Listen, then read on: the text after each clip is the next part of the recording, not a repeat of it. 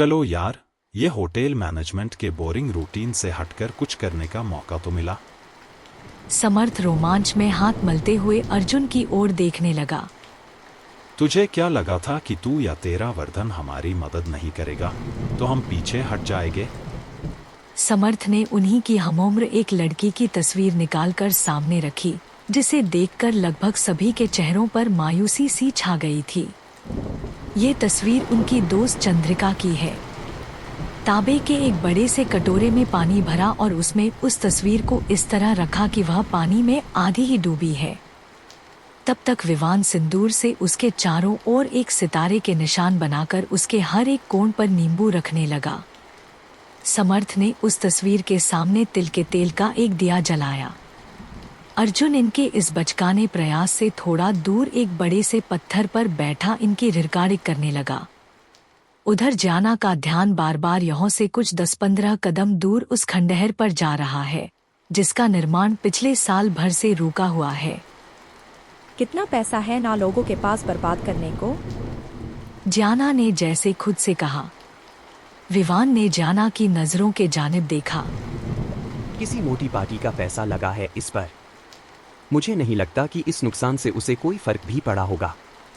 पुणे में उसकी कपड़ों की मिल है। उसने नींबू की पॉलीथीन खाली कर एक और फेंकी।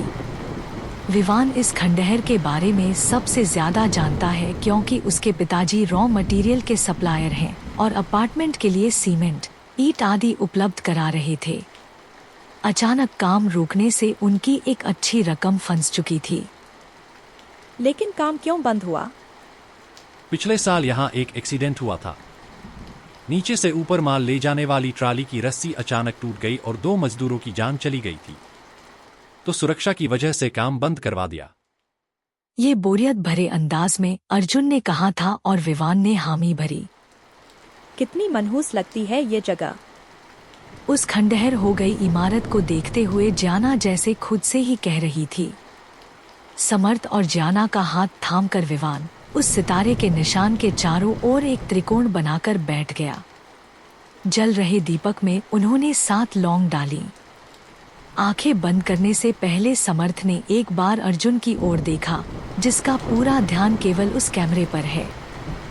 अर्जुन, जरा आसपास भी ध्यान रखना, कभी कभी पुलिस वाले गश्त करते हैं यहाँ। मस्खरी करते हुए उसने अर्जुन की तरफ एक कंकर फेंका। वह अर्जुन के यहाँ आ जाने पर उसे चिढ़ा रहा था, क्योंकि अर्जुन खुद इंस्पेक्टर है।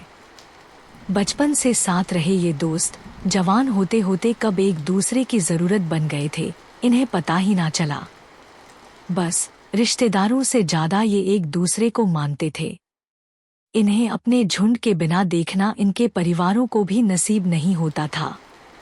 ऐसे ही चुपके चुपके चंद्रिका और अर्जुन कुछ ज्यादा ही करीब आ गए। सभी को पता था कि अर्जुन और चंद्रिका एक दूसरे को पसंद करने लगे हैं। स्कूल के बाद लड़कियों ने कॉलेज में दाखिला लिया, लेकिन समर्थ और विवान ने होटल मैनेजमेंट को चुना। अर्जुन का सपना था कि वह अपने पिता की तरह पुलिस फोर्स में जाए, और अपनी मेहनत से उसने वह सपना सच भी कर दिखाया। इसी के चलते अर्जुन को सपरिवार चंडीगढ़ जाना पड़ा। शुरुआत में ही अर्जुन को लगा कि दूरियां बढ़ने से उसके और चंद्रिका के बीच खिंचाव आने लगा है। ट्रेनिंग के दौरान अर्जुन को अपने लिए ही वक्त बहुत मुश्किल से मिल पाता था, लेकिन चंद्रिका की उम्मीदें अब भी उसी तरह थी। उसके लिए अर्जुन आज भी वही 16-17 साल का आशिक था, जो उसके बुलाने पर कभी भी और कहीं भी प्रकट हो जाता था। ये दोनों उस खिंचाव को कम कर पाते, लेकिन उससे पहले ही इस रिश्ते की डोर पूरी तरह टूट गई। चंद्रिका एक सड़क दुर्घटना में गुजर गई थी। अर्जुन पिछले 2 साल से अपने बचपन के शहर कधान में ट्रांसफर के लिए कोशिश कर रहा था, और ये मुमकिन भी तब हुआ जब यहाँ उसका इंतजार कर रही चंद्रिका नहीं रही। अर्जुन अपने कैमरे का फोकस इन पर जमाए धीरे धीरे इनका एक चक्कर पूरा कर रहा था।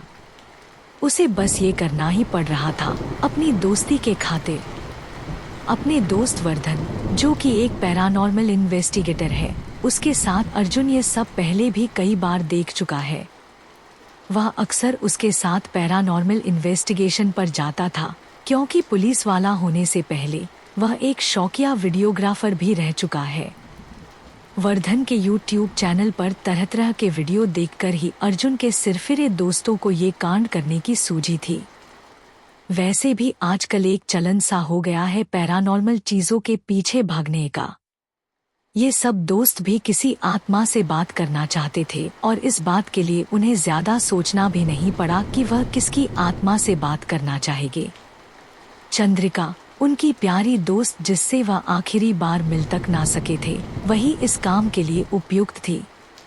वह उस पर भरोसा कर सकते थे कि वह उन्हें नुकसान नहीं पहुंचाएगी।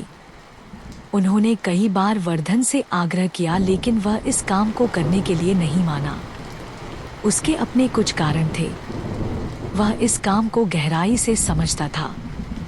वर्धन की अपनी एक टीम थी जो इन कामों में माहिर थी, लेकिन फिर भी कई उसे मैदान छोड़कर भागना पड़ा था। फिर ये तो उनके सामने केवल बच्चे थे। लेकिन अर्जुन को आज रात अपनी दोस्ती की खातिर आना पड़ा। वैसे भी अर्जुन इनकी ओर से निश्चिंत है, क्योंकि जिस तरह ये लोग एक आत्मा को बुलाने की कोशिश कर रहे हैं, इस तरह बुलाने पर तो कोई मक्खी तक यहाँ नहीं आने वाली। तीनों दोस्त आपस में एक दूसरे का हाथ थामे एक ही सुर में बोलते हुए चंद्रिका को बुला रहे थे।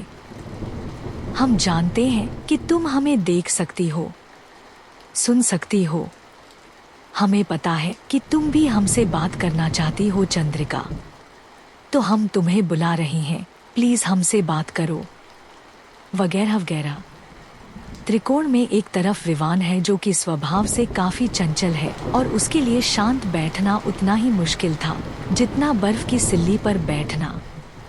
दूसरी ओर जाना, जो शायद बंद आंखों से भी अर्जुन को खुद के चक्कर लगाते देख सकती है। उसके मन में बस एक ही बात बार बार आ रही है कि आज कितना चार्मिंग लग रहा है ना वह उस ब्लैक शर्ट में। आह्वान करते हुए उसके होठों पर एक मंद सी मुस्कान है। तीसरी ओर है समर्थ, सिर्फ एक ये है जो शायद अपनी आत्मा की गहराई से चंद्रिका को बुला रहा है, जो शायद इस बात पर वाकई यकीन रखता है कि ऐसा करने से वह चंद्रिका से बात कर ही लेगा। लगभग 10 मिनट हो चुके थे कि समर्थ। सुनते ही समर्थ की त्वचा के रोंगटे खड़े हो गए। उसे अपनी कनपटी पर बेहद धीमी आवाज में अपना नाम सुनाई दिया। वह चुप हो गया, लेकिन उसने आंखें नहीं खोली। वह पहले ये पक्का करना चाहता है कि क्या उसे वाकई किसी ने पुकारा था। वह पूरे ध्यान से उस आवाज के दोबारा आने का इंतजार कर रहा था कि समर्थ। उसे फिर आवाज आई और इस बार उसने आंखें खोल दी। आंखें खोलते ही वह चौंक गया कि वह इस वीराने में अकेला है। उसने दाएं बाएं देखा, कोई नहीं है जिसने उसका हाथ थामा हुआ हो। फिर उसकी नजर गई उस टिमटिमा रहे दिए पर जो हवाओं के जोर से बिल्कुल बुझ जाने की कगार पर है। उसे महसूस हो रहा है जैसे सब कुछ बहुत धीमा हो गया है। पता नहीं क्यों लग रहा है जैसे वह सांस नहीं ले रहा। सब लोग कहाँ चले गए? सोचते हुए उसने सामने नजरें की। वह चंद्रिका की तस्वीर जैसे सजीव हो गई। उसके चेहरे की मुस्कुराहट बढ़ने लगी है। उसके तस्वीर के सिर से खून की एक धार बहते हुए उसके माथे और फिर आंखों से गुजरते हुए उसके होठों तक आ गई। समर्थ ने अपनी आंखों पर जोर दिया कि कहीं उसे धोखा ना हो रहा हो, लेकिन ये सच है। उस धार के बढ़ने के साथ ही वहां चंद्रिका की मुस्कान अजीब ही तौर पर खिंचती जा रही है, इतनी कि उसके होंठ कानों तक पहुंच गए। उसका जबड़ा चिर गया है। अपने खून के लाल रंग से उसका 1/3 चेहरा लाल हो चुका है और समर्थ के देखते ही देखते चंद्रिका की बाईं आंख अपने कोटर से लुढ़ककर एक पतली नस के सहारे गाल पर लटकने लगी। ये कुछ वैसा ही है जैसा कि उसने चंद्रिका की आखिरी तस्वीर में देखा था, जो कि दुर्घटना के बाद ली गई थी। हे ईश्वर! समर्थ के मुंह से निकलते ही उसे अपने चारों ओर घिरे अंधेरे से पुकारे जाने की आवाजें आने लगी।